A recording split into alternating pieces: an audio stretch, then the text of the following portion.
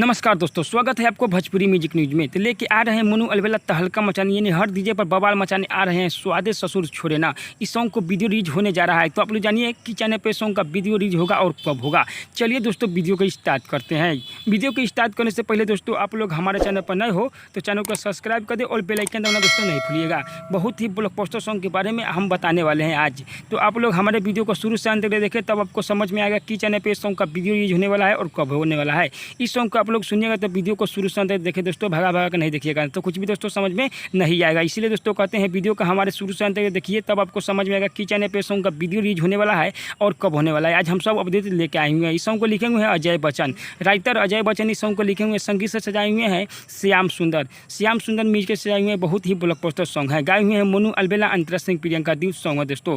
Adishakti films पर 2 से 3 दिन में सॉन्ग का वीडियो रिलीज हो जाएगा, तो आप लोग दोस्तों देखना नहीं भूलिएगा। बहुत ही ब्लॉकबस्टर सॉन्ग है, स्वादे ससुर छोड़े ना। 2 से 3 दिन में सॉन्ग का वीडियो रिलीज हो जाएगा आदिशक्ति फिल्म से। बहुत ही ब्लॉकबस्टर सॉन्ग है। ये सॉन्ग रिलीज होते ही तबाही मचा दिया था। आप देखिए वीडियो रिलीज होते ही क्या रिएक्शन आ रहा है। 2 से 3 दिन में सॉन्ग का